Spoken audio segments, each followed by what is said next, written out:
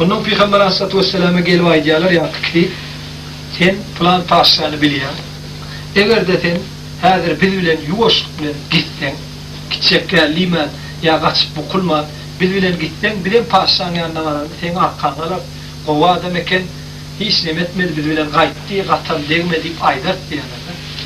Yok onun biliyen bütün Arap emelerine ziyan etirsin diyorlar. Hazır kaydlayan var da tohumun bilen, nehmen bilen ya öğümün değmeseler başka şunmalakka bir namartlık nemeler var da çoğu adam şunlar olun da Araplara ziyan etirsin diyorlar. Peygamber Aleyhisselatü Vesselam dua etse Allah Teala tarafından kaytarılmayanlar da ertir gelin diyenler. Ertir gelin, ertir aydarın diyen. Böyle aydan kaçma ocağı oyununu etmeyen akıllıcı ol, bilem sana akıllı diyer, oynama da akıllı diyer, berekellatı olumu, atkani şey diye bir mescitlere mikaya diyen yanakka kadar. Son malakka ettiler, ertesi gün geldiler olayım, passa, öllü, koşgum dağıdırlı, ditti ya da Peygamber'e. Böyle seni bir baki, ebedi, Prezidentine ne hemen dikti oğlum doğrudan o. Ölür ya olmadı 10 koşunda ağa diyen fikir yok da adamlarda. Herdir kıramanı yali. Etir o gider, onu yamanlayan gelir. Peygamberler fiillatan, peygamberlerin hakkında mı? Feretmek. Hemme peygamber bir yılın tatbiklak gelir. Tatbiklak, son yoğurmak gelir. Paşalar fiillat, hemmesi bir yerine konkurent bulup gelir. Onu yamanlayan, Ors nemedi. Ay Amerika nemedi, Germanya nemedi. Ertir, oğlum onu yamanlak geçecek. Gidecek yeri yok. Şonlarla da batıl hiç demetmeyedi. Var batıl oluşu mümkün. Yani şonlar. Ayttılar diye sen bu gepim için katı. Biliyor musun sen kim öldü diye iştiler diye. Yok benim gidilerim öldü, dağıdırlı ditti yani. Yine şu geplerimi aytalayalar yani. Bir de o gün gepleştik falan akıllı olduk. Ayrı oturan gepim ne mi bilin ebedi. Baki nememde, beytme diyorlar diye iki tane adam var, Araplar da hatta köme geçişi mümkün, bulurum Yusuf bilen oğlu öldürdü, şehit deyip ayıttı diye. Seredon'la yazmış burayda katı okunurdun deyip gittiler diye. Gidip buyurulun hakiminin yanına geliyor, yurttaş da bulurum gelen sallat, öz hakiminin yanına gelip aydiyanır, paşa şeyle vurttur diye, şu şey diye. Oğlum aydiya, ine, bollu bize diye. Paşa'ya ölün orada hakikat peygamber şu diye. Görüldü.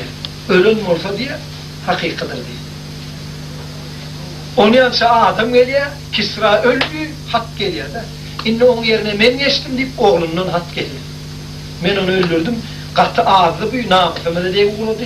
Hatta kıyılanmada lazımına da diye uğradı, şeyle derecede namusunda diye gidiyor. Onun için öldürdüm de yerine öz milletimin, önlememin namusunu oğlunun için men yerine geçtim diye. Hak geldi diyorlar.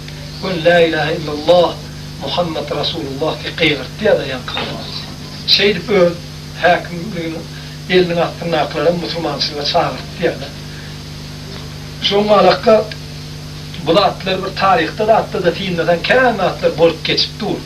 Görüyün neyken.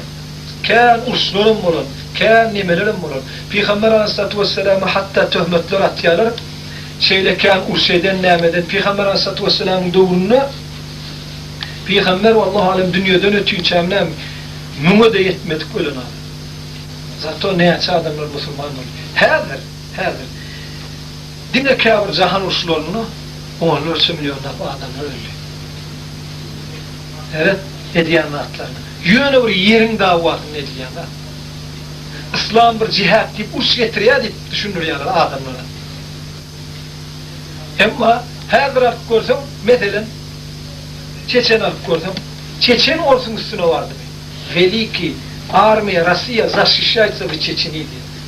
Olsun ullukan, yenilmez armiyeti Çeçen'le koğranıyor. Çeçen'le koğranmadık keteğinde oluyor. Hem iş var tabi. Çoluk baranzon sana karşılam tatlılar. Ya Amerika'nın arağı çoluk var. Yine de İslam'ı terörist edip İslam. Yani erken eme diyelim. İsrail, Yurtalim'e çoluk diyor. Şey diyelim. Şunun çoluk yanın töhmetler atıyorlar. Hatta Yurtalim'de de hatta üstüne çoluk yıkılır tankırlar, yürüyüp buldoğurlu çoluk diyorlar. Gel cağı yıkıp, bir avada anlaşık işin geçmiyor, cağlar ayırtıp başka nimet alacak, haram alacak ne? Yurdun basmalık diyor da Adam bar yok depelep geçiyor. Neyse çağalar ölüyor. Neyse yurtlar yıkılıyor. Neyse Müslümanlar ölüyor. Yine de kim terörist? Ana. Şolun tankını yakan terörist. Aydın tankın var, ketende yakan o. Senin cahini yıktın. Neyse yurdu da attın. Bizde de hut şolun yalakkın. Hut. Dünya yüzünü Kur'an'a töhmet atılıp Kur'an okutmak, kadının Kur'an okuduğun adamları tutulmakluk bura Yevreyler'de buyurulan, bura bizde buyurulan. Ne için Yevreylerin eli varlığı için? Dünya yüzünü zayi kılsılam hatta bizde şonlarına. Şulatlarım görüp durup, şulatlara kömökçü olup ya ahranı olup ya milide olmakluk. Ertekun nireden sen Allah'ın olmasın. Sen o ertekun. Kur'an'ı bir gep atıp bilen son, Kur'an'ı gep atlayan adamın koruyan adam bolon son. Sen ertekun kim o? Allah şulattan hemmemin korusun. Yönü ne hilen bolonlu İslam'ın öğü şol yankini yattan çıktı. 50'ine bara var diyenler kim olur ya Resulullah diyenler emr maruf nehi anil münker diyenler diyenler. Hak vaada aydiya yamanlanım kaytarayanlar diyenler. Eğer de bizim hadir yurdumuzda her kim öl hoculuğuna terette neyse adam otuyor. Neyse hoculuk İslami hoculuk olacak. Ama köpüğümüzün ki şöyle ölümün okuduk, ayağımın okanım. Ayağımın okuduk, kalkamın okanım.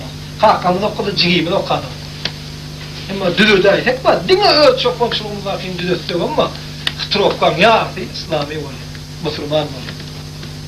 Ya da her kim ölümün emir marufunu, öl koçöfünü, yaşlılara hatam yaşı olmuş, iş hatam kovdur deyip diyorsa, yamada da beytme bu işin çekil deyip diyorsa, bulat mı? Bulat. Yayrak gidecek belli. Şoladın umumi önünü almak için, öne Müslümanlara separatist değiller. Son fundamentalist değiller.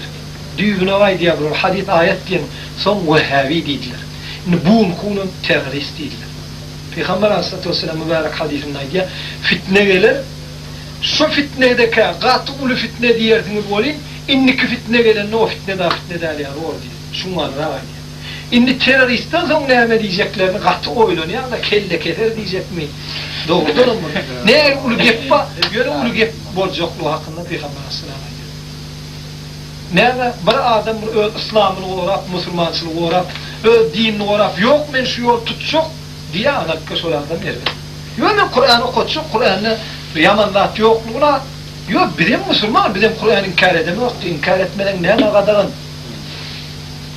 Kur'an ne kime ne etti? Haydi bir yurt Kur'an'ı inkar etti o. Haydi bir yurtta adamın bolmanını okuluşu, okuduluş. Haydi bir yurtta Kur'an'la kitap denildi. Haydi bir yerde bollu bu zatlar. Allah haklı.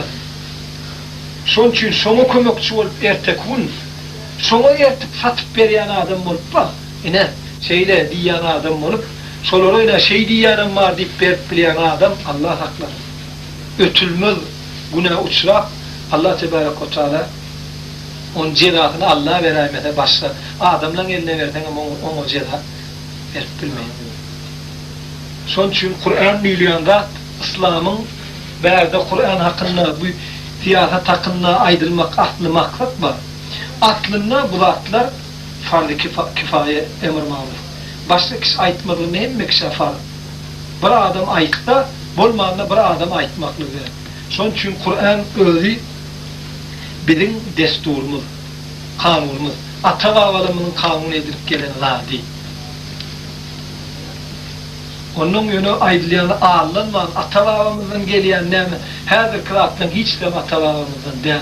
Türkmençilik dönemde, Türkmençilikte bolanlardan değil. Ama İslam'da kıraatlar, her bir ki ayarların eşik gelişi, kıymaçlanışı, bu kıraatlar İslam'a daha yakınlar. Ama her bir mesela tahir et balık çıkarış bulat İslam'da ata-babada bağlattı. Ya her bir çıkıp ayar maskaları aydım aydış, öngü çıkış, tam ediş bulatlar. Öngü çıkıp tam edip, ilim onunu götün bulat tam edip bilen rahat, hiç açan eğer vefalık vermez. Allah adına atlar da vefalık vermez. Şunun için birinci yine dolanıp gelen radımız namaz. Namaz dinin kelleti.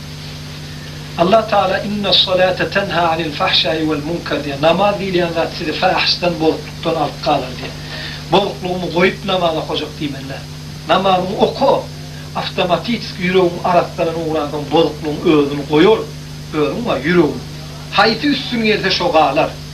Onu edip görsen ama, onu başlaman, onu edip görsen, bu hiç açan başlanmaz, dikelmez. İkiden hem dikeldi uğru, hayti üstün orada, haytini yüreğin üstleyen orada, şolağa tenine ağlar, ona ayrılık gider. Şon için namaz ilmide ama biri namaz hemme vaattan korap alıp kaldı. Namazına bek bulmadı adam. Allah Teala'nın önünü namazını vaada versen vaadi, okumaklığı söz versen, ruhu yaradılan söz versen vaadını etmeyen adam, Allah'ın dinini etmeyen, ikilik ediyen adam olur. Hiç açın hükümetine de, yurduna da, devletine de peygamberine olur. Mumaydılayanlar, namaz okumayanlar her rahat çıkarırlar. Oturup namazını geçirip biliyor muyum? Allah'ından korkma. Allah'ın buyruğunu, Allah'ın önüne borcunu etmeyen adamların önüne borcunu öldürmez olur. Hiç. Şunun için bek bir namazı bek bulsak Allah Tebarek ve Teala namaz sevap bilbili her rahattan alıp karşılığı cida yakin eken. Şunun için sağlamada da ilk öğretmeli zat kiçiliğinden namazı öğretilse, her namazda ılgak gelip böyüne gelip namaz okak gidip dursa, o namaz okuyan adamın yapılanlar etmelerliğden sağa sıkka düşünürse, şol atlarım think kabiye. Hazırım hayatta umumur tecrübi öyle bir ne için aydılıya, hazırım biz öğrenin vaatlanmalı son kuvatta öğrenmedik. Şu küçük kekak öğrenilen kakamızdan öğrenip kellemizde kalan var, şol atlar. Başka her kitap okumada elin degen doğrusunu aydımda elde edilecek. Yani katı bir yürekten bir işin taşla kitap okuyup barayan adamı olup bilmedik. Ya olmasın, şunla öğrenilen vaatlar var. Şolara amal etmekle öğretti din aslanı korkuttu. Şol atlardan